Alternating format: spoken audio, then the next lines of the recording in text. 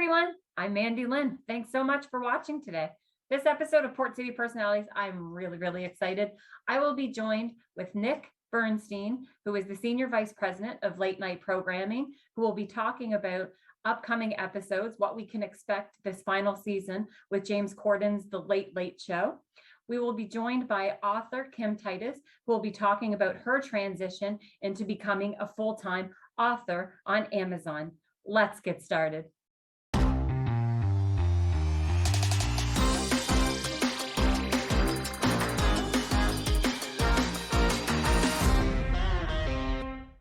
Nick, how have you been? Hi, I'm doing well. It's very nice to see you again, and you have an incredibly colorful background. I feel I've done something wrong.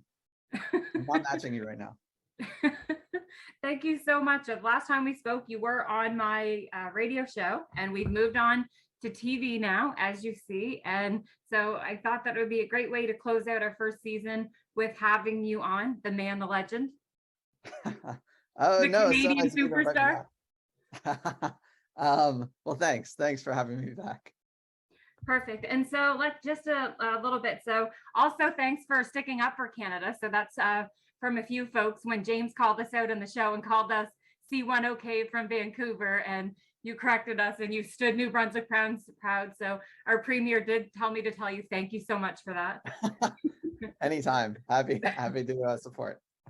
For the proper representation. So since we talked last, what has been up with you? I know that you've had quite the year, that you guys have been very busy over at the Late Late Show, and I see that they've recently put up a clip of a year of Nick Bernstein, which was terrific. What do you think of that? Talk me through it. I mean, the truth, I didn't see it until they posted it, so I didn't even know it was happening, which is so representative of my entire time on the show since they started putting me on TV. It was really well done. It was really nice of them. It feels like I can replace my LinkedIn profile just with this 2-minute clip, and that'll be my calling card for the rest of my career. And since we talked last, I want to talk a little bit about your post of the office makeover. So I did get to see it, where they went above and beyond and they had t-shirts made. Talk me through a couple of things. I want to know. So you were totally surprised by that. I'm sure you were, right? Yes, that was, once again, everything you see on the show that happens to me is pretty much a surprise, including when they knocked on my door and then just barged through the door and told me they were making over my office, something that I'd never once asked for. And so they jokingly tried to make it seem like it was representative of me and the things that I like, but it was in no way ever a functional office. And so that was it was a very funny, but very difficult to work environment for about 2 days. And then they eventually put it back and put it all in the right order again. So what did they do with the saddle chair? Wasn't ideal for trying to do No. Yeah, saddle chair didn't work. And looking at a giant picture of me as a centaur with very long, very gray hair. That is in the graphics department right now, or last I looked before. We're on a bit of a summer hiatus right now, but it was there last time I checked. Because they were like, what's going to happen to that when the show ends? Is that going home with you? Are we going to auction that off? I don't know what's going to happen to it. I don't think that I can put it in my house or anything. I mean, I don't really want to look at it with any type of regularity. If I need to see it, it's online somewhere, and that's perfectly fine. And so, and also James has recently brought your wife in on it too, and Andrea's been on the show, and your boss as well. Talk about those episodes. Well, at least in those moments when my wife or my boss are at the studio, I'll have seen them first. I know that they're coming to sit in the audience. They're there to watch the show, and it is a fun experience for everyone, including people who know us intimately. But it's also nerve-wracking because, once again, I know it's possible I might be asked a question by James in the studio. And on the days when I know that someone's around who also might talk to further embarrass me, it's almost a guarantee that it's going to happen. And so James capitalizes on that. He always asks me, he says, I'm acting different. Something seems off. What's wrong? Which inevitably leads to me saying X, so-and-so's in the office, in the audience. And then the last question's about me to them. And so talk about two things about the office makeover. Was you hid your Conan, so everybody loved that piece of it. So he's shaming you about your love for Conan still. Yes. So talk about that piece of it. Why do you need to hide Conan? Well, it was one of those little Funko dolls from, I think he made a bunch of them when they went to Comic-Con for years and years. He had a whole series of them. So someone gave me one of them as a gift. And I was like, oh, it was very nice, but I can't display that. So I kept it somewhere near me where I sit, but not out and around. And then obviously when I showed it off, they took it and turned a section of my office into a shrine for Conan, complete with half a dozen mugs and candles with his face on it. And I still kept those. Of all the office things, I kept a handful of things, and those were on a table. So it's pretty funny when you walk in, you basically see Conan first. Has Conan reached out to you? Did Conan reach out? Yes. Has he reached out to you about this? Well, before I worked at Corden, I did work with the Conan group and a lot of the different late night shows at NBC. So I sent the link to him and some friends who used to work at that show, and I was like, I thought you might get a kick out of this, and he wrote back that it was very funny, and that he's glad I have to see his face every day. He would say that too, just the obnoxiousness of it. Uh-huh. And then what about Trader Joe's? So I know all the time brand mentions on the air, but it seems like there's been a lot of Trader Joe's for you. Are they going to help you with anything?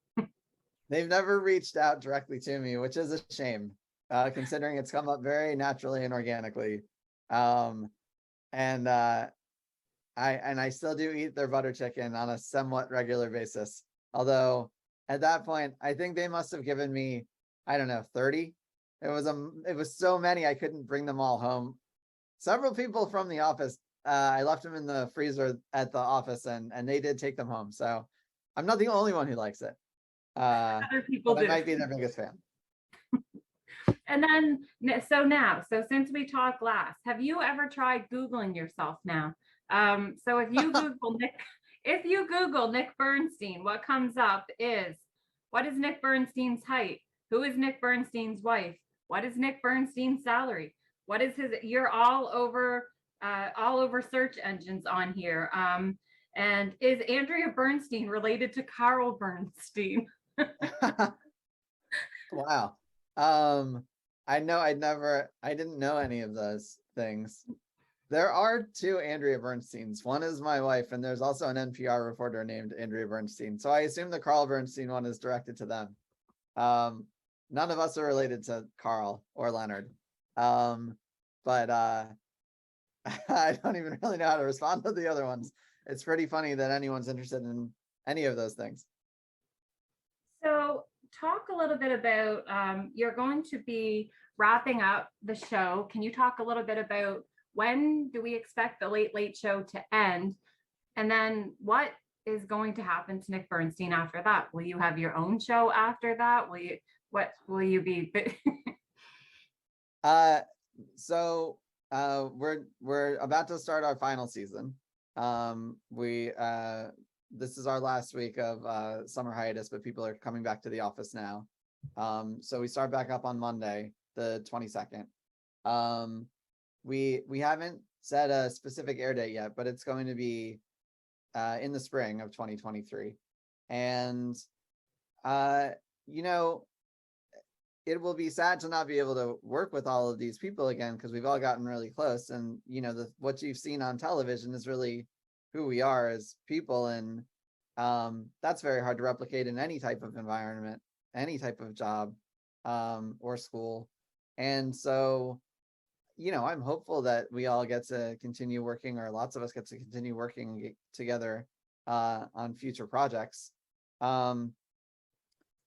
And because I work for CBS, the studio and the network, even though I'm, very much a part of the show, I'm hopeful to continue on. And whenever people certainly higher than me to start to decide on the process of choosing the next persons to host the show, I'll get to be involved in that show as well.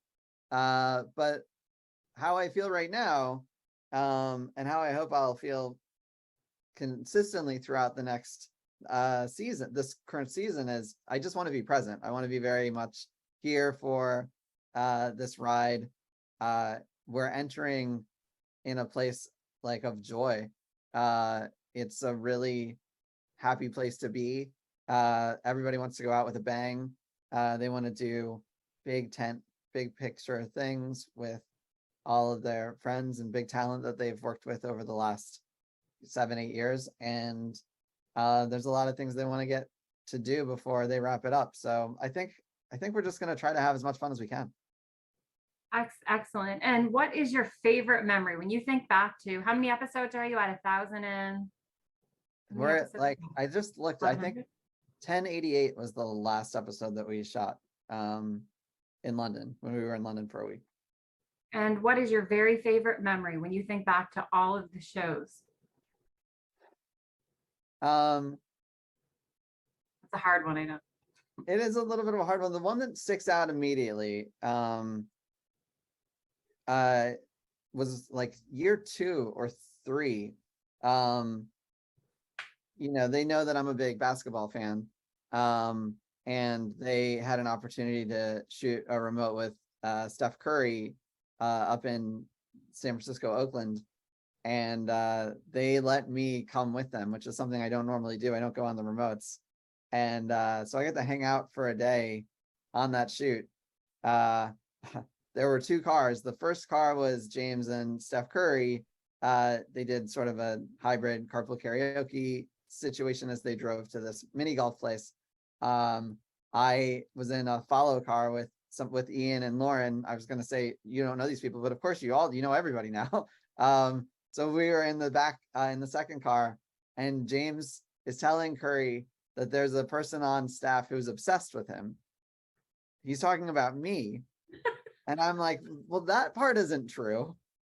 I'm not obsessed with him. I admire him. And I happened to be wearing a pair of his shoes. No. I felt I mean, that's not unusual.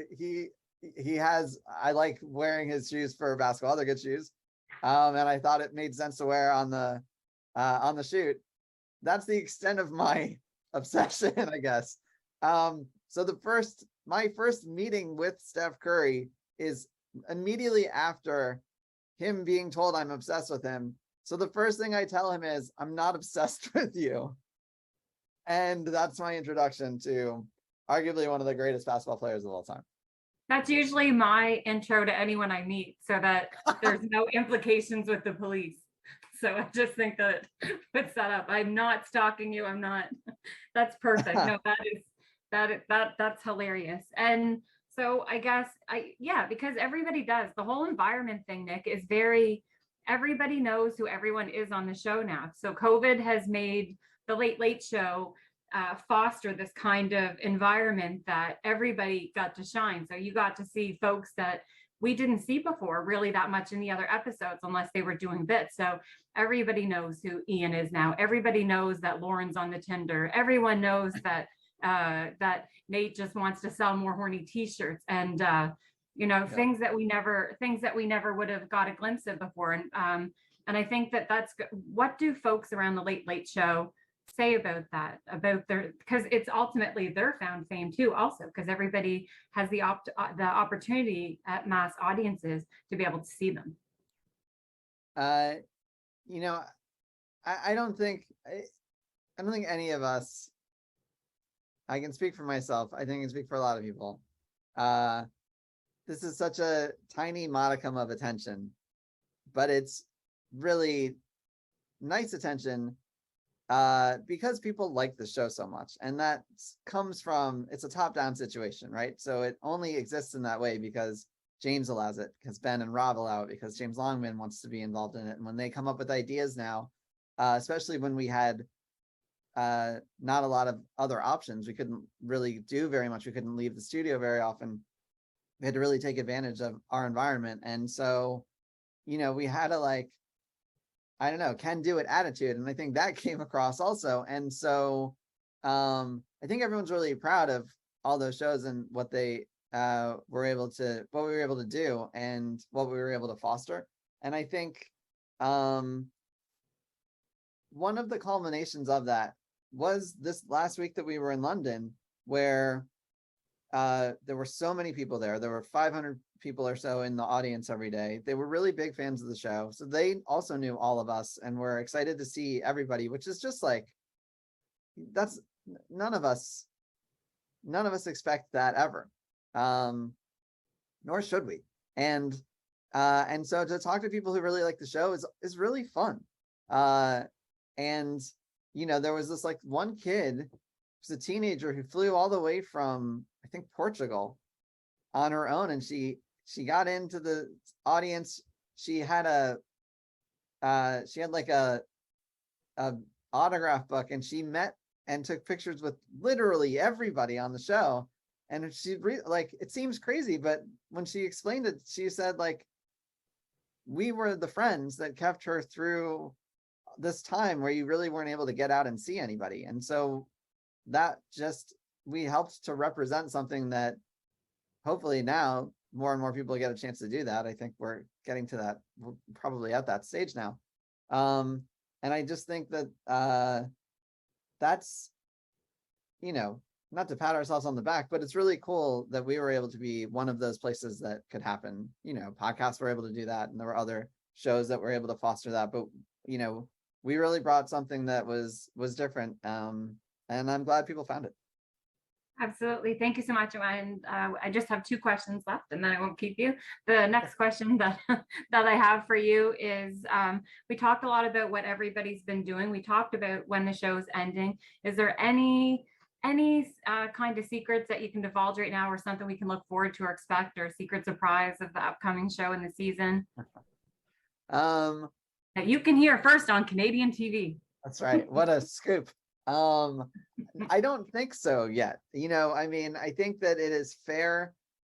And I think you'll believe me when I say there's a lot of things I don't know when they're going to happen. Is the sex swing, are we going to get to see the sex swing this season or no? Did they just kibosh that altogether? That was an idea that came and went. Okay. That's not ruled out. You might see Nick Bernstein in the sex swing. And I don't think we're ever going to see that. I just think that we're going, I don't have specific things that I can say we're definitely going to do this or that.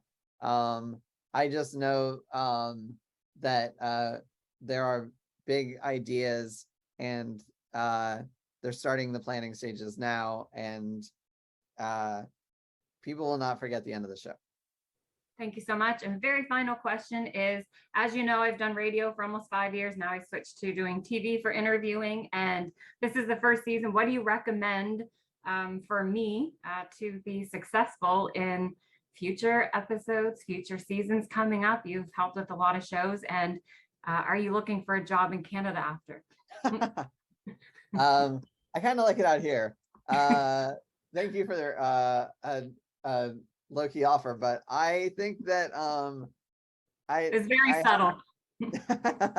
I don't have any doubts that you'll be successful, because the best hosts are the ones who enjoy talking to people, have a sense of curiosity, do their homework, listen, and follow up with questions based on answers that they may or may not have seen coming. And you I think, do all of those things. Thank you so much. I really appreciate that a lot. And I just want to say that the tagline for The Rise of Nick Bernstein came from, and I was hoping you'd remember, it started from them raising you up on the chair. That's where I got it from. Because I was like, what is a good representation of what he's going through right now? I was like, well, you started and then you're at the top. So that's where, because I was like, I wonder if he gets where the tagline came from for that. I do remember that we talked about that, but in the moment, I think I was just embarrassed beyond reproach. So I couldn't pull that one from memory. That's fair. Nick, thank you so much. I do appreciate your time today. Yeah, thank you. I'm really excited. We have a lot to cover today, so I'm going to jump into it. For folks out there, let's start off for the few readers that aren't reading yet. Who is Kim Titus? Let's start with the very first question. All right. Well, I am a reader first. I am a diehard reader ever since I was little. My favorite trip in the summers to the library. I bookworm, just, reader. And it wasn't until the quarantine hit that I became an author. So I have been writing for now 2 solid years. And I have about 5 book/novellas, we'll get to that, released right now. Wow, that is a lot in only 2 years. 2 years. I know, I've been busy. Lots of people barely put pants on during that time. And here you are writing up a storm. All right, I did not say I put pants on during that time. I only said I wrote. Very fair. Disclaimer. Very fair. Okay, let's start off with what got you writing. So you had a career before this for the folks that are watching. Absolutely. I was an accountant at Xerox for 23 years, solid years. And I loved it and I loved the company. And then things changed. They went in a direction and it was just time to do something new. Okay. And so talk me through that. Did you take some time off from writing? When did you wake up and have, I guess, do we call it your aha moment? Where you said, or did you just start penning? Well, I had a lot of moments because I was a mom to 2 teenagers at the time that the world shut down. 2 busy teenagers that were used to sports every day. I mean, they were busy kids. And then we just could not leave the house. So that was an interesting transition for me. And so I stayed and they were in these huge AP classes that were very difficult, lots of writing. And I kind of tutored them. I would say they had teachers, so I wasn't teaching them, but I was definitely tutoring them. And I just got excited to write. Then one day, so that happened. So that all was going on. We're writing together and I'm doing a lot of editing and helping them improve their writing. And then my daughter, she just couldn't find a lot of books online that she wanted to read during that time because she was reading more. So that was going on. And then to the spark was my friend who has written over 30 books. She's great. She's my favorite author, Jill Williamson. I'll give her a shout out. She had this idea on her social media page to write a book about Alaska because we grew up together in the cold state of Alaska. And I said, I will write it with you. So that was the moment that I had the time, I had the reason, and now I had the motivation. Were you nervous?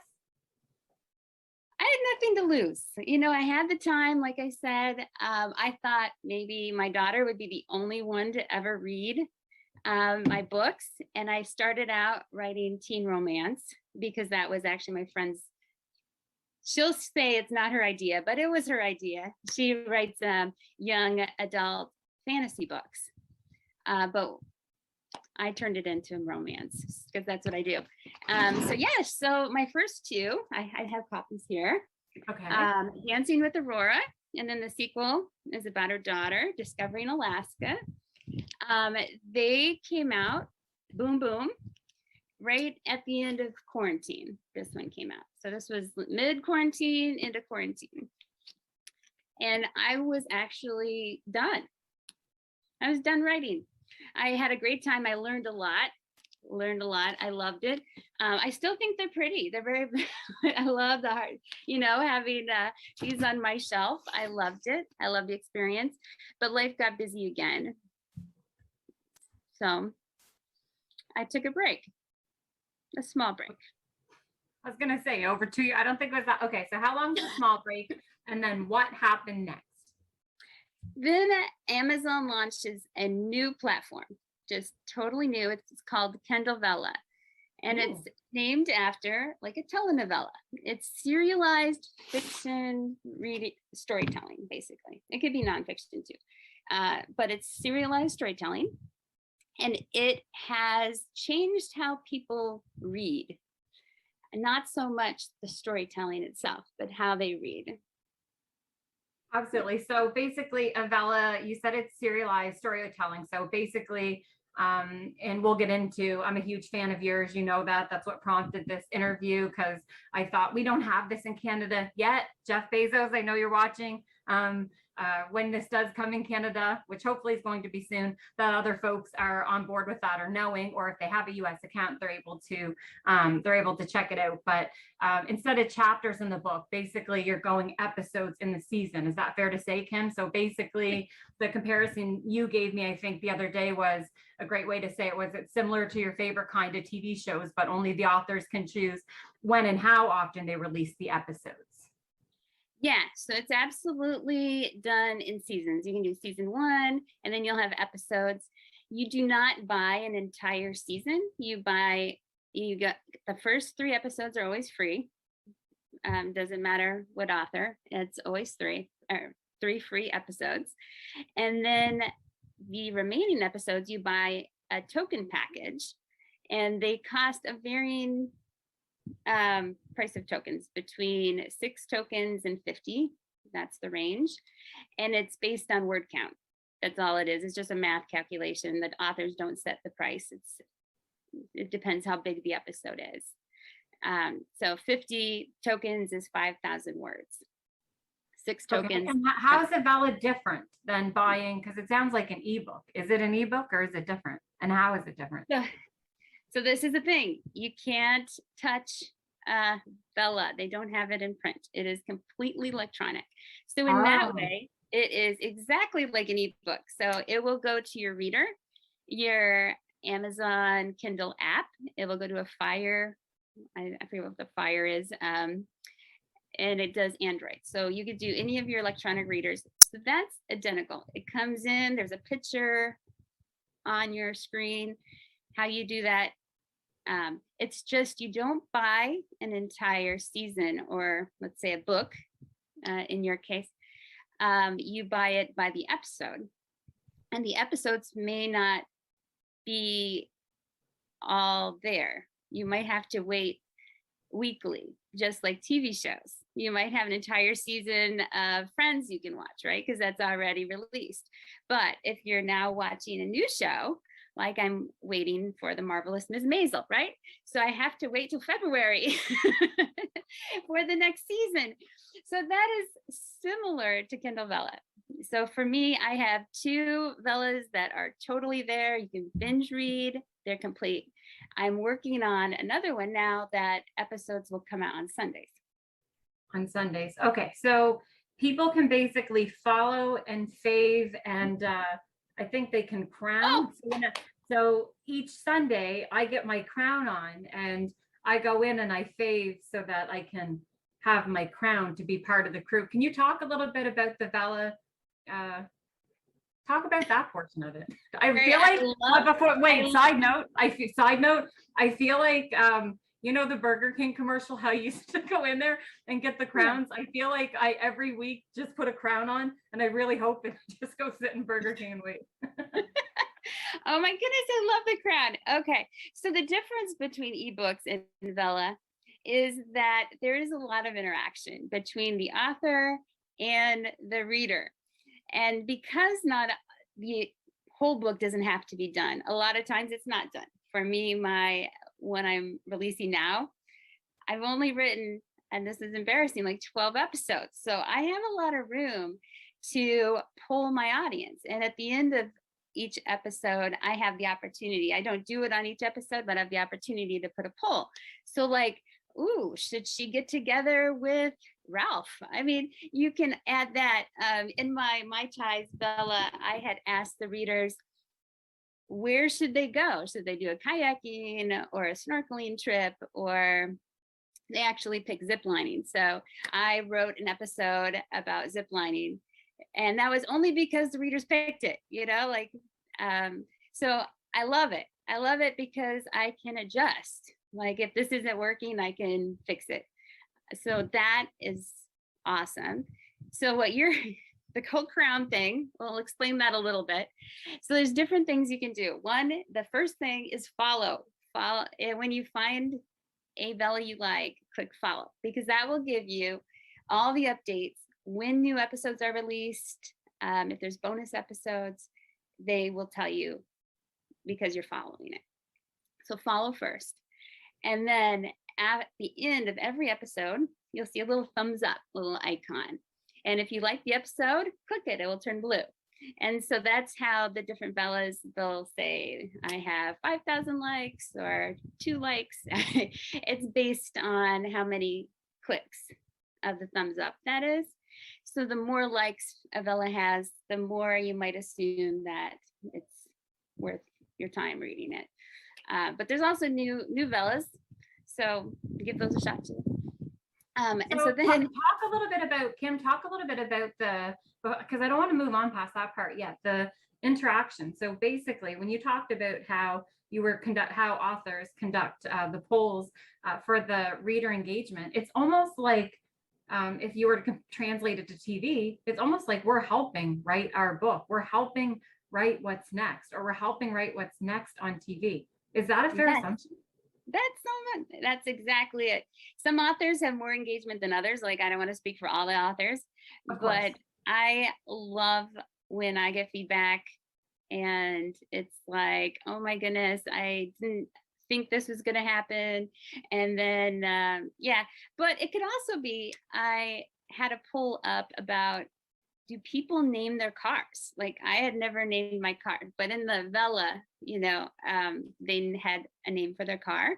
So I had a pull up, and so now my car's named Dragonfly. So that's, I drive around Dragonfly thanks to my readers. So, it's kind of fun. I mean, some things are personal, some things are, get into the story. Some things are just whatever, but it's more of a reading experience than if you just bought a single book.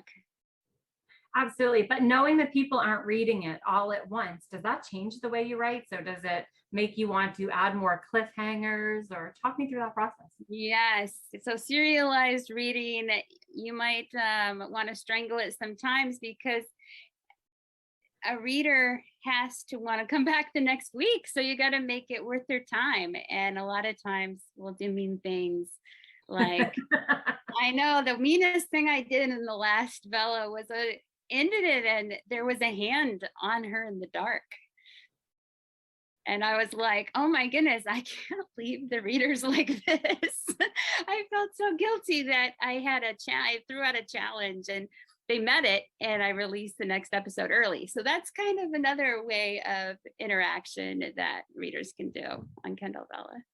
That's really, really awesome. So it helps. It definitely helps with engagement, and it definitely helps with, I think it's kind of a really unique kind of opportunity to be able to engage with your author, as well as kind of throw out some ideas and stuff, depending on the level of engagement, of course, that the author chooses. So Kim, you have 2 books within the top 50. You have 2 Vellas within the top 50. Your first one went all the way to number 5. Number 5. So let's talk about that one first, and we'll get into the other ones. Talk about the Vella that went to number 5 and that process. It was crazy. So let's talk about how the rank works. Every Amazon account, starting on Sunday, they reset on Sunday, gets a crown, and that is what you're wearing. Thanks for sending me that. Okay. Yeah, I know. So you have the opportunity every week to fave one story. So you don't have to be reading the one, you just have to be following it. So you do have to follow it, but it could be your favorite story that you've read or your favorite author or whatever it is. It's the highest compliment in the Kindle Vella world is to fave your author. And so they have the top 250 Vellas based on faves, just your number of faves, and it resets every month. So they change, you'll see, and it's live. So it might be 15 yesterday and it might be 10 today. Like, so it's real-time data that they're getting. And it's a great place to start if you've never been to Kindle Vella, and you'll see some great stories. And it's been, Kindle Vella has been around a whole year. We had a Vellaversary here in July. So, so you'll see some Vella's with 100 episodes, and I mean some really meaty size that you could get a good grasp of what a serialized fiction is. And so with your very first Vella that you wrote, how long did it take you to write it in its entirety? And talk me through the process of how long, start to end when you write a chapter before. Are you writing it today and then the deadline's to go out next week? Does that create an amount of pressure? Walk me through that process. Well, the great news is authors are on their own schedule, typically, unless they have editors breathing down their throat. But in my case, in Kindle Vella, I'm my own deadline. For the first one, I had done a reading month of November. A lot of authors will know about that. And so it took me 30 days to write the first fast draft. It's not even a first draft, it was a fast draft. And I didn't even know what I was going to do with it because I had published my 2 Alaska teen romance books. And I was like, man, I'll just put this on Kim Titus's bookshelf. And in 5 years, I'll come back and read it and have a good laugh. And I hadn't heard of Kindle Vella at that time. I had no idea it was even in the works. So that was my plan. So I put it on my shelf. And then a couple of other authors called me up and said, this would be a great place to build a platform. And why not start with the book you already wrote? And then, because it was coming up, like it was in April and then they were launching in July, and I just had a fast draft that I wrote. So I went back and it took like 2 more months to kind of get that edited. And I changed a little bit based on the serialized fiction format versus just a chapter book format. So that took a little bit of time. So right now I am working on a new Vella. So my deadline is an episode every week. So that is so I am on the hook, and I give myself a little bit of a cushion, but I wish I had a little bit more. And then once I get myself a bigger cushion, I will launch 2 episodes a week like I did in my previous Vella, because I think it was almost a perfect mix to keep readers, engaged yet coming back. And have you changed genres from the first to the third, or are you still fun romance? All right, so my teen romance days are done. I set those aside, and I've been doing mystery, but it has a lot of romance in it, has humor in it. It's just kind of fun and quirky, lighthearted, nothing serious, no thriller. Just kind of, it's not technically a cozy mystery, but more along those lines. And when you put out your first Vella and you saw it very quickly climbing the charts, talk me through your reaction, your friends' reaction, your family. Were you surprised by this, or were you thinking, no? Absolutely. It's surprising that a woman in Canada is wearing a crown for me. Like everything is very surprising through this journey. And when it was climbing, it hit 10, and then like a day later it was like at 9, and I thought, wow, how it's not going to get to like 8 because those were like really solid at the time. And so then I was like, ooh, oh, I'm 8. And then it was like, I'm 6. And then I was like, but the top 5 has been there for a while. And I was in a meeting at the time, and my friend said, this is not a drill. This is not a drill. I'm thinking, is it like tornado season? I didn't know what kind of drill we were in. And she said, you just made the top 5. So I was like, that is not a drill. So anyway, yeah, no, everyone's been so supportive. I have a very solid crew around me that is gives me some good feedback, and I've just really had a blast on the Kindle Vella platform in general. Thank you so much for that, Kim. And let's talk about, so you had one up there. You went all the way to number 5, but then gosh darn, you went and did it again. You wrote a second one. And then you're slowly climbing the chart, not slowly, very quickly, actually. So what are we, a month in? And talk about that. Let's talk about number 2 now.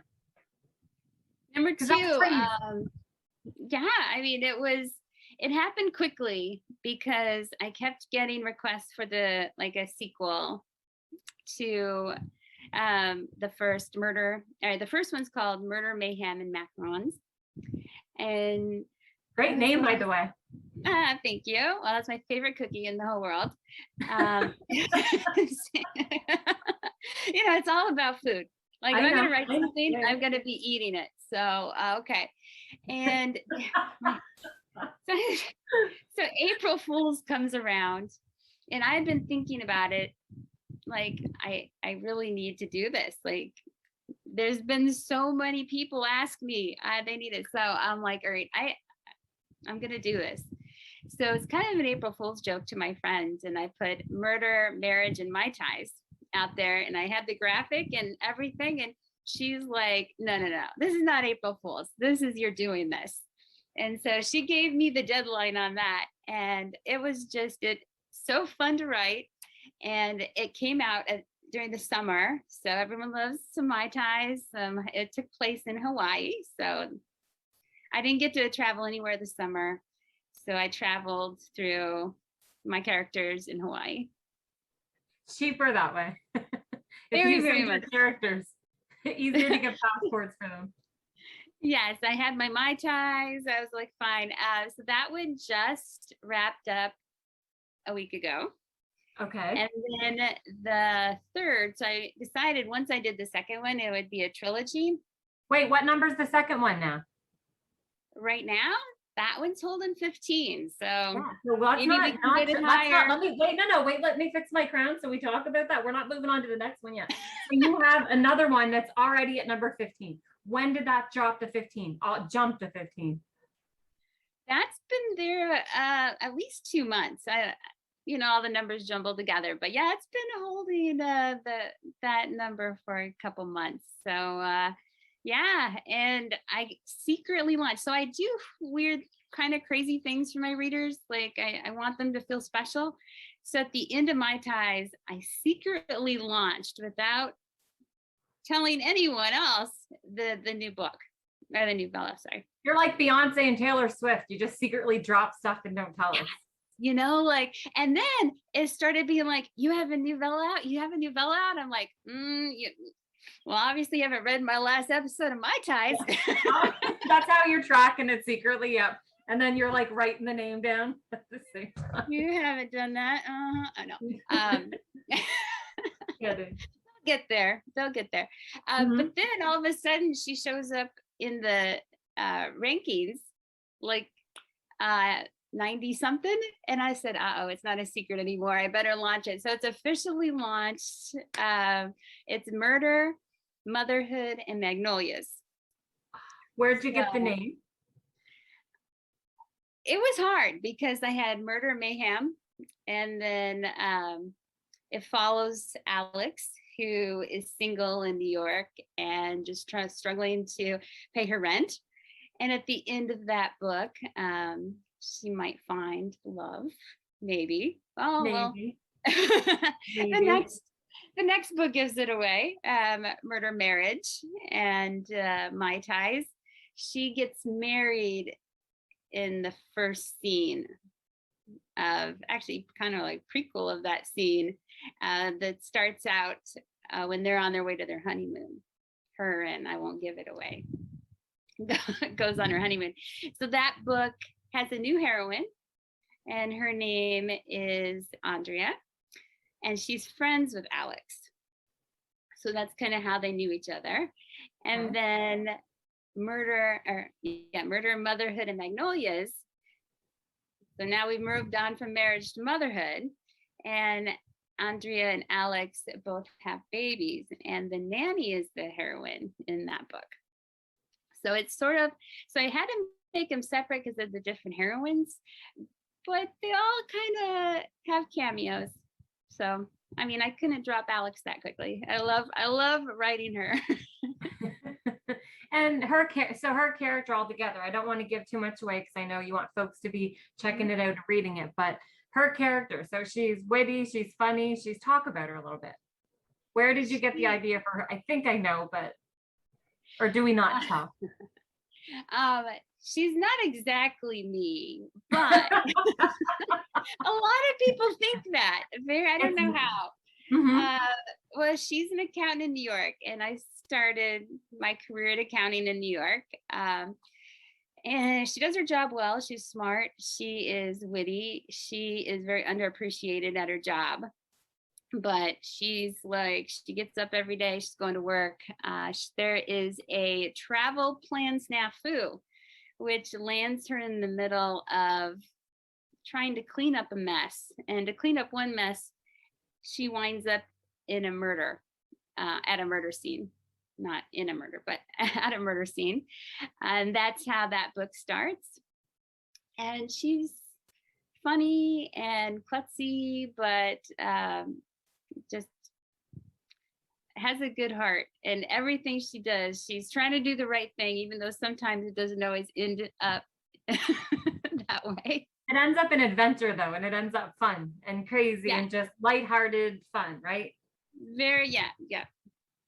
And so we're at number 3 now. I guess I want to ask you what next. So I guess we should jump a little bit so folks that are watching right now, you're a mother of 2 teenagers, and I think you said one of your children has left the nest and your other one's about to leave the nest. Talk about that. Oh, wow. Yeah. Thursday, the second one. So I dropped my daughter off Saturday, and she's going in her second year in college, and then dropping off my youngest, and he is going all the way to Florida. So my daughter's just staying in North Carolina. I mean, that, she's my favorite. Hope she's listening. Hopefully the son's not listening. He would be like, they fight over who's not the favorite. They're like, no, he can be the favorite. No, she can be the favorite. But no, he is going all the way to Florida. I don't know how often we'll be able to see each other. So that one's I'm getting a little nervous about, but he'll be fine. I know he'll be fine. He'll be fine. And so talk a little bit about what next. So will you have more time to write now? Will we be getting more material from you? Are you thinking more books, more fellas? Like, is there anything you can let us in on? Give us something. There's a few things, some I can't tell you, but I can tell you, all right, so I'm always thinking in my head, there's too many thoughts usually all at once, but I'm going to do a serialized mystery with completely new characters. Okay. And it's going to be fresh. Okay. It's going to be on Kindle Vella.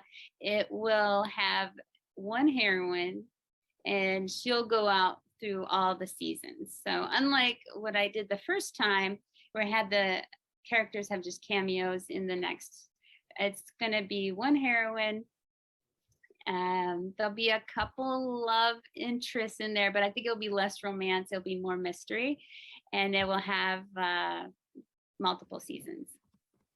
Thank you so much. And for anybody, Kim, that's watching right now who maybe wants to write but has never done it, what would your advice to them be? Because you're a prime example of, it's a totally different career, what you're doing right now, and you're shining, you're glowing, you're doing great with it, you're happy, your audience loves you. What kind of advice do you have to anybody that hasn't written before, that's thinking but might be nervous or shy?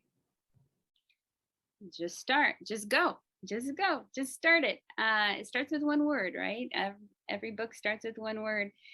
I find that when people hear that I've written books or that I'm an author now, they're like, oh, I had an idea for a book, or I've always wanted to write a book, or I should write a book. And I'm like, yeah, go, just do it. I don't think I would have ever become an author without, those three things I told you before, like having the opportunity, the time, and the motivation. And so you have to find that why. Why do you want to do it? Is it to educate? Is it to entertain? Is it to have an outlet for your creativity? You just got to find your why and hone in on what do you want to accomplish. And like for me, I love to entertain, and for people to write a review that says, wow, that made me laugh. It escaped from my world for a couple hours. I mean, those are the best reviews, because that was my goal.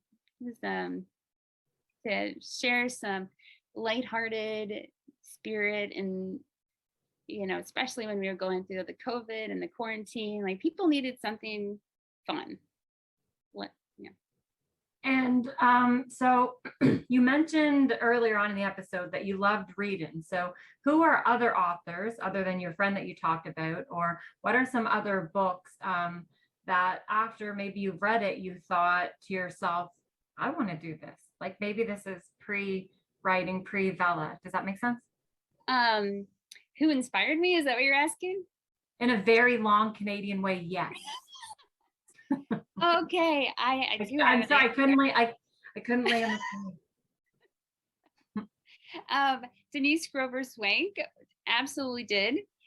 She had a tragedy in her family and set aside a whole year to see if that she could become an author. And she did it indie style.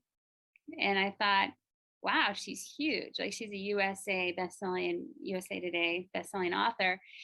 And she started midlife, mid-career, and worked her way up. And I thought, well, if she can do it, I mean, she worked hard. Like I wasn't under any false pretenses that it would be easy, but I did think, wow, there are some indie authors that do build a platform. Absolutely. And is there any others? All right. I don't. If I start giving too many names, then I'm going to forget other names. So that's my main one, and she's amazing. And any of her books, she has a gazillion books. Denise Grover Swank. Go. Okay, perfect. And to know a little bit more about you, what are some of your hobbies? So when you're not writing and momming and doing all the other things, what are some things what do authors enjoy doing? Well, I love to travel. Regular people like us? I know. Well, I wear crowns. Yeah, I dress up. Of course. I'm a big traveler. I told you I grew up in Alaska. So I just dreamed about seeing the world as a little girl, and I've been able to have the opportunity to do that a lot. And so I want to continue doing that.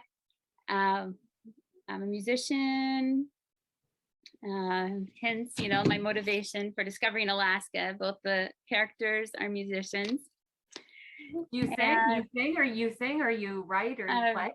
No, I started playing piano, and then I joined a band and learned I was going to be a music teacher, honestly, that before I realized how teaching kids instruments caused a lot of headache.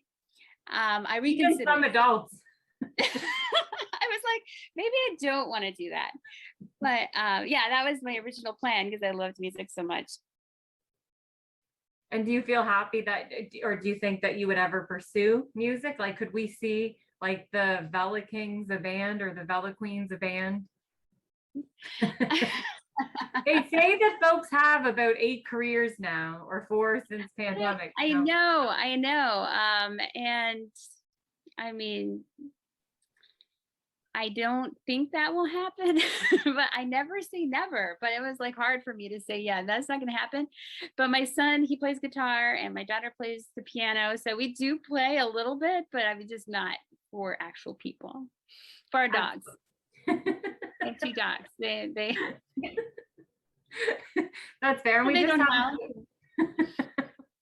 we just have about 1 minute left. And so I guess the last question that I wanted to ask you today, Kim, was where can people, so in Canada, go ahead, just convert your account to USA account if you want to check out the Vela so that you can read it. For folks in the States to be able to get onto the Vela, how can they find you, Kim Titus? The easiest way is to type in the search engine, the Amazon search engine, Kimberly Titus, and you'll see probably the books will pop up first, but then after it will say Kendall Vela, and then my mystery books will be right under there. So that's the easiest way. Okay. You can also follow me on Instagram at Kimberly Titus Writes. There's an S on the end. And you'll get all the updates. I have links all the time. Sometimes my teenagers will make an appearance. I mean, you never know. You never know it's going to be my Instagram. All right, perfect. And then so they can go on and check it out there, and they can find you on Instagram to be able to check it out. So folks, if you're watching right now, the way to get to your author is by faving it to be able to, that's how you rate it. So you're faving it, crowning it, and you're liking it, right? Well, follow first. That will get you all the information. That's my best tip. Yes. And then fave and like it. That would be great. Thank you so much for your time today, Kim Titus. I do appreciate it. I cannot wait to see and to read the very next Vela that you have coming out. And as you know, every Sunday I look forward to it, and I'm super excited. I have my alarm set. I get dressed in my Sunday's best. I get my ball gown on, and I get my crown on, and it's just that easy to be able to get something fresh, to be able to find out where we left off from the week before. And I absolutely love the concept of the Vela, and I really cannot wait until this comes to Canada. Jeff Bezos soon, I hope. I hope so too. I hope so. Thank you so much, Kim. Thank you for having me.